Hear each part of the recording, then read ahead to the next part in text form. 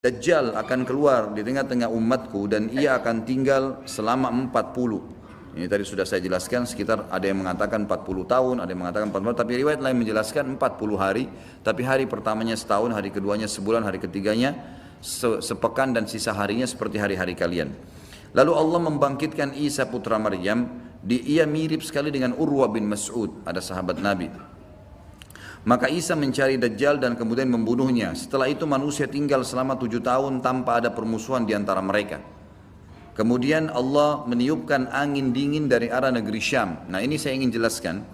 Jadi pada saat terjadi Isa alaihissalam sudah membunuh Dajjal dan terjadi keadilan di muka bumi, kata ulama hadis, makna hadis ini adalah setelah itu Isa alaihissalam berjalan. Ada riwayat menjelaskan Isa menyebarkan berhukum selama 40 tahun. Lalu Isa alaihissalam menjadi hakim sampai Isa alaihissalam meninggal dunia. Pada saat Isa alaihissalam meninggal dunia, maka terjadilah tanda-tanda kiamat yang lain, yang tadi, itu kan yang sudah saya sebutkan urutannya. Setelah Isa alaihissalam meninggal, Ya'juj juga sudah mati, maka mulailah keluar dabbah, manusia sudah mulai lalai kembali. Kemudian keluarlah hewan melata mengingatkan, kemudian keluar kabut seluruh muka bumi, kemudian terjadi longsor, gitu kan. Kemudian keluar api dari wilayah Aden, lalu kemudian terbitlah matahari dari barat itu. Namun ada satu dari hadis ini disebutkan, pada saat terbit matahari dari barat, di sini ada kejadian lain yang ulama sebagian masukkan ke tanda-tanda hari kiamat, sebagiannya mengatakan ini bukan, cuman pelengkap. Tapi anggap kita masukkan tanda-tanda hari kiamat sehingga ini yang nomor 12. Setelah matahari terbit dari barat, yang kata Nabi SAW, pada saat itu tidak akan lagi berguna jiwa yang meminta taubat. Dalam riwayat Bukhari dikatakan, taubat akan diterima oleh Allah selama matahari belum terbit dari barat. Kata Nabi SAW dalam hadis yang saya bacakan riwayat Muslim, setelah itu manusia tinggal selama 7 tahun tanpa ada permusuhan di antara mereka. Yang dimaksud di sini adalah mereka setelah kejadian-kejadian besar, Isa alaihissalam mati, setelah 40 tahun buat keadilan, setelah Isa alaihissalam mati ada 7 tahun setelah itu lagi tambahan, jadi 47 tahun. Tapi setelah Isa meninggal 7 tahun tidak ada permusuhan di antara manusia. Kemudian Allah meniupkan angin dingin dari arah negeri Syam. Nah ini arah angin dingin, ini adalah terjadi setelah terbitnya matahari dari barat. Maka tidak seorang pun di muka bumi ini yang di dalam hatinya masih ada kebaikan atau iman, melainkan pasti angin itu merenggut nyawanya. Hingga sekiranya ada seseorang di antara kalian yang bersembunyi di rongga gunung sekalipun, niscaya angin itu akan masuk dan merenggut nyawanya. Maka yang tersisa adalah manusia-manusia jahat yang tangkas bagaikan tangkasnya burung dan binatang buas. Mereka tidak mengenal kebaikan dan tidak mengingkari kemungkaran. Jadi setelah terjadi semua tanda-tanda kiamat besar itu, gitu kan, maka orang-orang beriman dimatikan oleh Allah Subhanahu wa taala dengan cara ditiupkan angin dingin dari arah negeri Syam. Seluruh muka bumi orang beriman habis, gitu kan.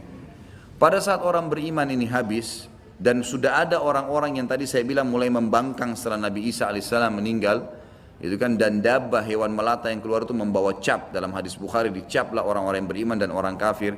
Berarti sudah ada orang-orang yang kafir pada saat itu. Maka matilah semua orang-orang yang beriman. Tertinggallah orang-orang yang seperti tangkasnya tadi binatang burung dan binatang-binatang buas.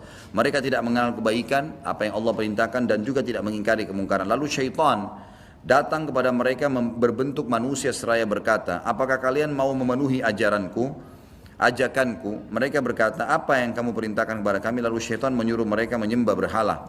Di sini sebagian ulama hadis mengatakan syaitan memperindah dengan istilah seni dan seterusnya, kemudian patung-patung itu mulai menghiasi seluruh muka bumi ini. Jadi mereka sembah. Lalu syaitan menyuruh mereka menyembah berhala, padahal harta kekayaan mereka melimpah ruah pada saat itu. Dan kehidupan mereka semuanya sejahtera. Mereka sebenarnya penuh, semua luar biasa, kehidupan sangat luar biasa. Kata ulama hadis, nggak ada lagi orang miskin pada saat itu.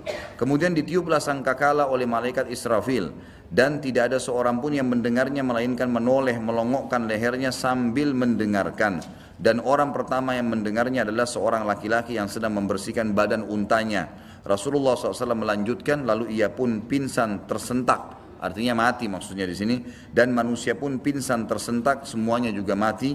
Setelah itu Allah Subhanahu wa taala menurunkan hujan seperti hujan gerimis yang dengannya jasad-jasad manusia tumbuh kembali. Lalu trompet sangkakala ditiup sekali lagi, maka dengan serta merta manusia bangkit sambil menunggu.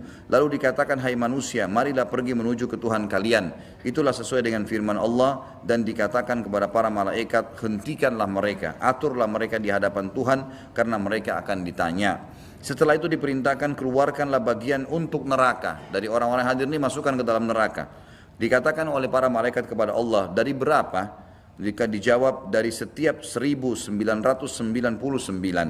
Itulah hari yang mana anak-anak bisa menjadi beruban, dan itulah hari di mana betis akan disingkapkan.